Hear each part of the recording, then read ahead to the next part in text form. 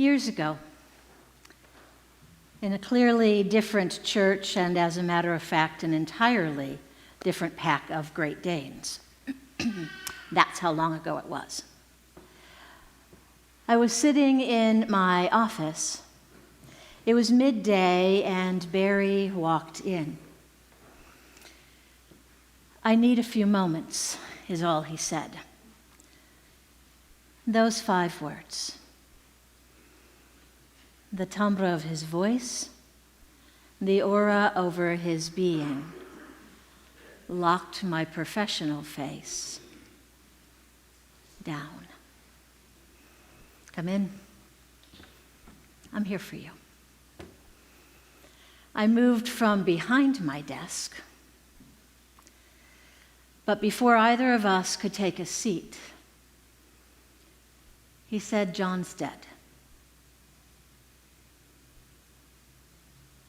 Now, I recalled that we had prayed for John, who had had cancer, but in my memory banks, John was in remission. So I was rapidly going through my mind, racing to acquire any information, anything. I had been there just about a year in this congregation. I recalled that Barry, his wife, and children asked for prayers for Uncle John, as John was battling cancer. And he was Uncle John because Barry was part of a unit that remained very close. They were a special forces unit. Barry's job was the command center, if you will, and it was his job to send his men in and bring them out safely. They had served several tours, many successful missions. Barry was simply sitting and staring at nothing in particular. I just said, "What happened?" Remaining staring, he said, "He was shot. Convenience store. He was shot. What am I supposed to do with that?" We all came home alive. He beat cancer, and he's dead. We can't get him home safely. Several other words, expressions followed. And then something a lot like, "I can't process this. It's like I'm watching TV, only it's my life that's scripted. This can't be real. This can't be real. We risk too much. We're home. This can't be real." Now, I'd love to say something like Barry and I talked for a bit more and we prayed and it was okay. But that's not honest, because it was nothing like that at all. Barry and his unit and so many more were there for John's funeral. And I will say I got to learn a great deal about the VA and therapists there and other therapists, as well as support groups and prayer groups and the journey of time. The men were adrift for some time. Barry especially, as he talked through his feelings, of being responsible for getting people safely home and learning what factors can be controlled and what factors cannot. And here's where we connect with Daniel and our text for today. You see, King Nebuchadnezzar, it says, was walking on his balcony and not just enjoying the beauty of this realm. It says he was boasting and proclaiming that he had built it all himself. So very prideful. And I want to bring some historical context. Because who knows? At the next party you attend, King Nebuchadnezzar might just be all the rage of conversation. Oh, come on, buy that with me, right? Come on. It might not be Cardi B. It could be Nebuchadnezzar. And if you drop a little knowledge, suddenly you would be center stage. The Babylonians were great record keepers. I don't know if you know that, but they are. And on King Nebuchadnezzar alone, we have tens of thousands of clay tablets and other inscribed items from across that Neo-Babylonian empire. Some written with the king's own name on it.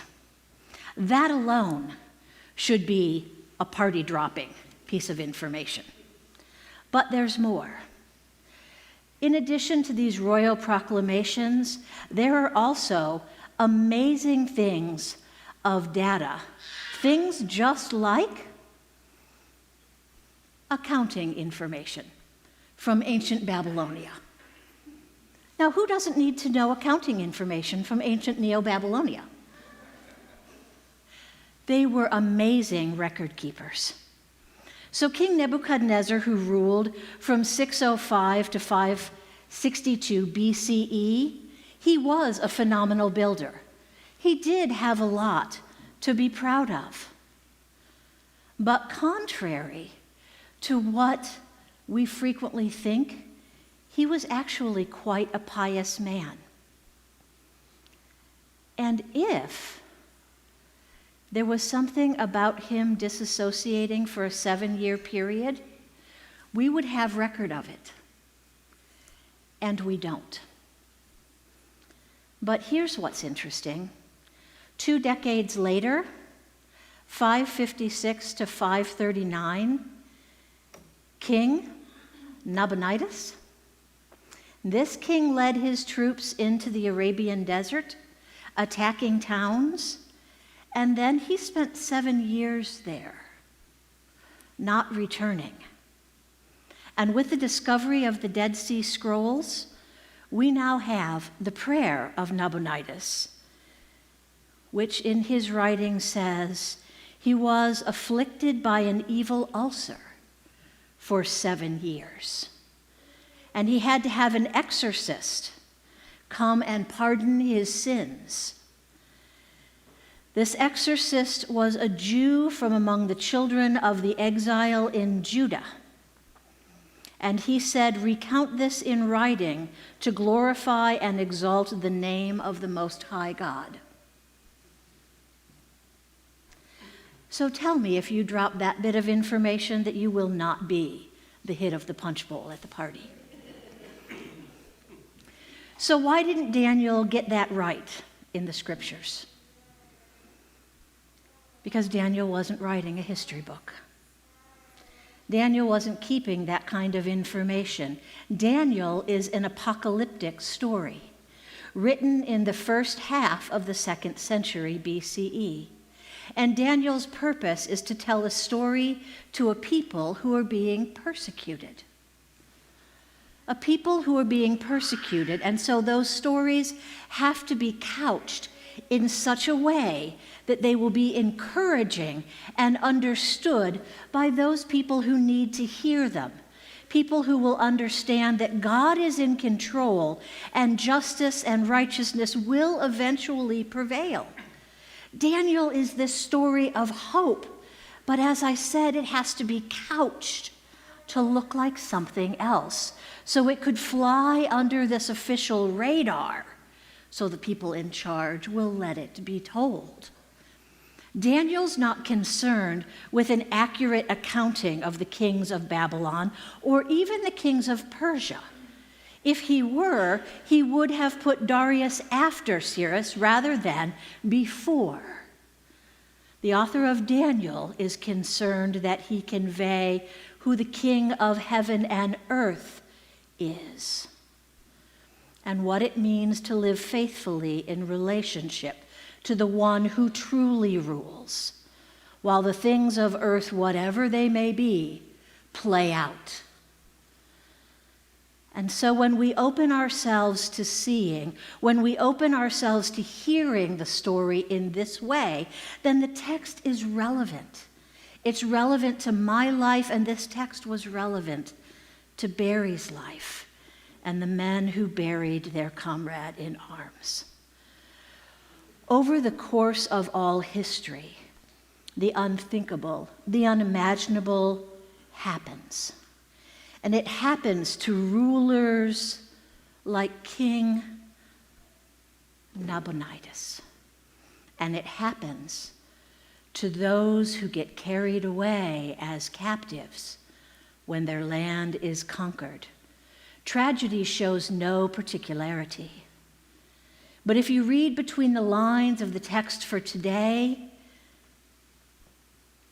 if you read between the lines of the actual history even, with the king of Babylon who was suffering in the Arabian desert, you see the following. He needed help, and either he asked for it or those around him went in search of it. And this was in 550 BCE. And even if the help had to come from the enemy, it didn't matter. They asked for honest help.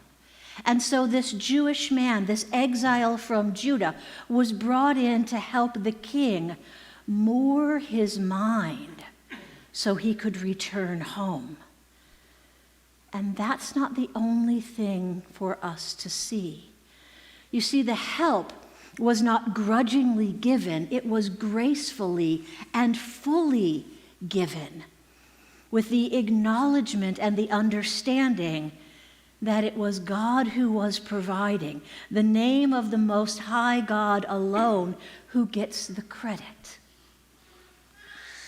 Now, over the years that I served the congregation that Barry and his family attended, I was blessed to observe how these men who had buried their friend, buried their brother, came to terms with their grief.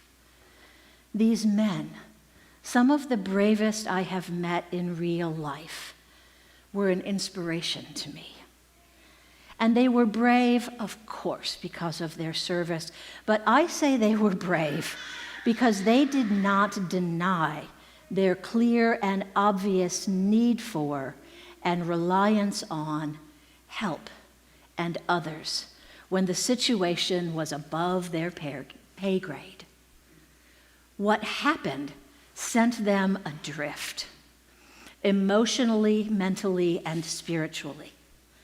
And their training may have taught them how to rely on each other, but each subsequent event, especially this one, helped them expand that awareness of our reliance upon each other. And it helped them gain a higher perspective, one that deepened then their relationship with the name of the Most High God, who took them in that moment from being adrift and then moored them in the safety and relationship with one another and with God Himself.